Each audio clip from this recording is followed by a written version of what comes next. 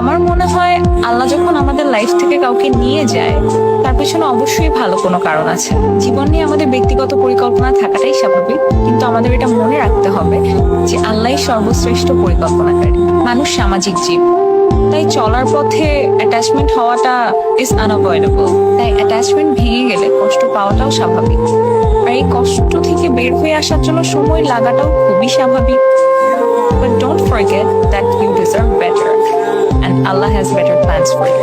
I know it's a very tough situation, কিন্তু এই সময়ে ইমোশনাল হয়ে যে কোনো রকম ভুল সিদ্ধান্ত নেওয়াটা মোটেই কাম্য নয়। তাই যে সিচুয়েশনই হোক না কেন, প্লিজ ধৈর্য ধরুন। সেই মানুষটি যদি আপনার জন্য পারফেক্ট হতো তাহলে আল্লাহ কখনোই হয়তো বা তাকে আপনার জীবন থেকে নিয়ে যেত না। আর যদি সে পারফেক্ট হয়ে থাকে তাহলে কোনোভাবেই তার ফিরে আসাটাকে কেউ আটকাতে পারবে না। সো নিজের উপর বিশ্বাস রাখুন, আল্লাহর উপর বিশ্বাস রাখুন এবং